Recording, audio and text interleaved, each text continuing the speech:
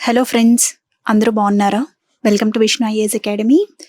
ఈరోజు మార్నింగ్ ఒక న్యూస్ చూశానండి నేను. అదేంటంటే 25 ఏళ్ల యువతి అయినటువంటి ఆశ ఇండోర్లో తన గదిలో ఆత్మహత్య చేసుకుని చనిపోయింది. And point to be noted, తను ఒక యూపీఎస్సీ ఆస్పిరెంట్. కంటిన్యూస్గా ఫెయిల్యూర్ అవ్వడం వల్ల తను చాలా నిరాశ నిస్పృహకి లోనయ్యి తను ఇంకా ఆ ఓటమిని తట్టుకోలేక ఆత్మహత్య చేసుకుంది.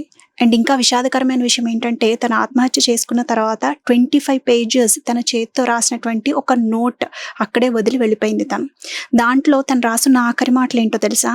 ఐఏఎస్ అనేది అంత సాధారణంగా ఎవరికి రాదు, నిద్ర లేచి ముందు నువ్వు చదువుకో అని రాసున్నాయంట తన ఆఖరి మాటల దాంట్లో.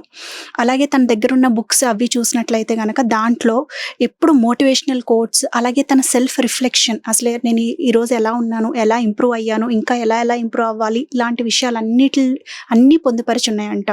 తన గోడ చుట్టూరు కూడా మోటివేషనల్ కోట్స్ అన్నీ రిలేటెడ్ యూపీఎస్సీ మాత్రమే కనిపించాయంటండి. సో తను ఆత్మహత్య చేసుకుని చనిపోయేసరికి వాళ్ళ కుటుంబీకులు కానీ తన ఫ్రెండ్స్ కానీ ఎంత బాధపడి ఉంటారో ఒక్కసారి ఆలోచించి ఉంటే, తను జీవితం యూపీఎస్సీ కంటే కూడా ఎంత విలువైనదో తెలుసుకుని ఉంటే తను బహుశా ఇలాంటి నిర్ణయం తీసుకుని ఉండేది కాదు, తన జీవితాన్ని అంతం చేసుకునే నిర్ణయం. అలాగే ఇంకా మనం చూసుకున్నట్లయితే కనుక ఈ ఆత్మహత్య యూపీఎస్సీ ఆస్పిరెంట్స్ అనేవాళ్ళు ఎంత స్ట్రెస్కి లోన్ అవుతారు అనే విషయం సాధారణంగా బయట ఎవరికి అర్థం కాదు. అది ఆ ప్రిపరేషన్ స్టేజ్లో వెళ్ళే వాళ్ళకి మాత్రమే అది అర్థమవుతుంది. ఎందుకంటే వాళ్ళు ఈ ప్రాసెస్ సుదీర్ఘమైన ప్రాసెస్ ఇది ఎందుకంటే మనం అప్పటి వరకు గ్రాడ్యుయేషన్ పోస్ట్ గ్రాడ్యుయేషన్ చేసే టైంలో మనకి రిజల్ట్ అనేది సెమిస్టర్ వైజ్గా వచ్చేస్తూ ఉంటుంది. కాబట్టి ఎప్పటికప్పుడు మనం ఆ సక్సెస్ని చూస్తూ, లేదంటే ఆ ఫెయిల్యూర్ని చూస్తూ మళ్ళీ నెక్స్ట్ ఇమీడియట్గా మళ్ళీ మనము మనకి ఉండిపోయిన సబ్జెక్ట్స్ని మళ్ళీ రాసుకుని పాస్ అయ్యి మనం ఏంటంటే ఒక సక్సెస్ త్వరగా చూస్తాం స్టేజెస్లో. బట్ యూపీఎస్సీ ప్రిపరేషన్ అలా కాదు కదండి, చాలా సుదీర్ఘమైన ప్రిపరేషన్. మనకి పాస్ అయ్యామా లేదా అని తెలుసుకోవాలి అంటే ప్రిలిమ్స్ మెయిన్స్ క్వాలిఫై అయిన వాళ్ళకి దాదాపు 1 year టైం ఈజీగా పడుతుంది అనమాట. మళ్ళీ అవ్వలేదు అంటే మళ్ళీ ఫస్ట్ నుంచి సైకిల్ స్టార్ట్ చేయాల్సి ఉంటుంది. సో ఈ సుదీర్ఘమైన ప్రయాణంలో వాళ్ళు సోషల్గా ఐసోలేట్ అయిపోయి స్టడీ రూమ్స్లో కూర్చుని కష్టపడి చదువుతూ, ఒక రెంటెడ్ ప్లేసెస్ చిన్న రూమ్స్ తీసుకుని చదువుతూ, సోషల్ సాక్రిఫైస్లు అన్నీ చేస్తూ వాళ్ళు వెళ్ళే trauma, mental stress, mental pressure, సైకలాజికల్గా వాళ్ళు ఎదుర్కొనే సమస్యలు ఏమైతే ఉంటాయో అవి ఎవరితోటి సాధారణంగా చెప్పుకోలేరు. అండ్ ప్రెషర్స్ కూడా చాలా ఎక్కువగా ఉంటాయి. ఎలాంటి ప్రెషర్స్?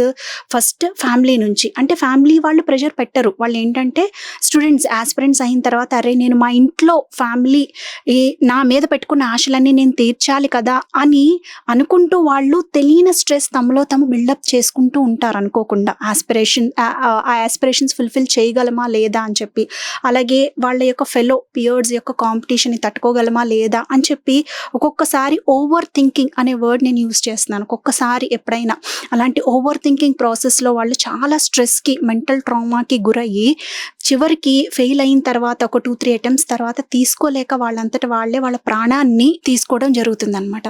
మనకి చూసుకున్నట్లయితే national crime records bureau 2021 report ప్రకారం రోజుకి దాదాపుగా 35 స్టూడెంట్స్ వాళ్ళ యొక్క ప్రాణాలను తీసుకుంటున్నారంటండి. It is not only about UPSC, I'm talking about all the students, which is a point to be noted and taken very seriously.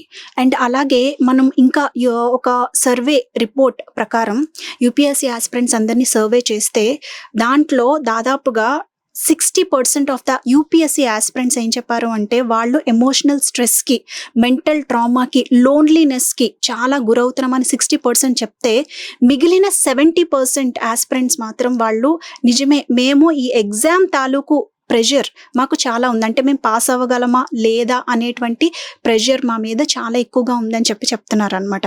అలాగే మొన్న రీసెంట్గా యూజీసీ నెట్ పేపర్స్ లీక్ అయినాయి, అలాగే నీట్ పేపర్స్ కూడా లీక్ అయినాయి కదా.